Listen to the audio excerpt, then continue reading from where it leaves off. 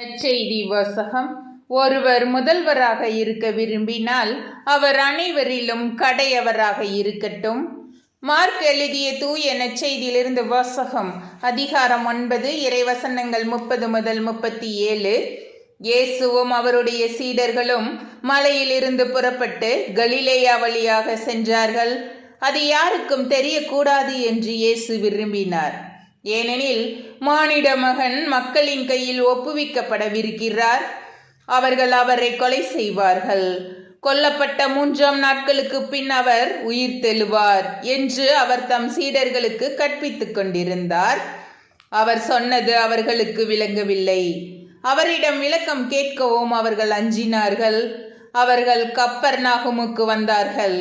அவர்கள் வீட்டில் இருந்த பொழுது இயேசு, வழியில் நீங்கள் எதை பற்றி வாதாடி கொண்டிருந்தீர்கள் என்று அவர்களிடம் கேட்டார். அவர்கள் பேசாதிருந்தார்கள். ஏனெனில் தங்களுள் பெரியவர் யார் என்பதை பற்றி வழியில் ஒருவரோடு ஒருவர் வாதாடி கொண்டு வந்தார்கள்.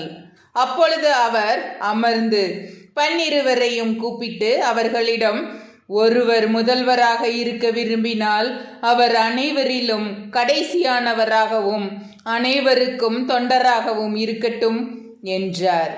பிறகு அவர் ஒரு சிறு பிள்ளையை எடுத்து அவர்கள் நடுவே நிறுத்தி அதை அரவணைத்து கொண்டு, இத்தகைய சிறு பிள்ளைகளுள் ஒன்றை என் பெயரால் ஏற்றுக்கொள்பவர் எவரும் என்னையே ஏற்றுக்கொள்கிறார். என்னை ஏற்றுக்கொள்பவர் என்னை மட்டுமல்ல, என்னை அனுப்பியவரையே ஏற்றுக்கொள்கிறார் என்றார். ஆண்டவரின் அருள்வாக்கு. கிறிஸ்துவே உமக்கு புகழ்.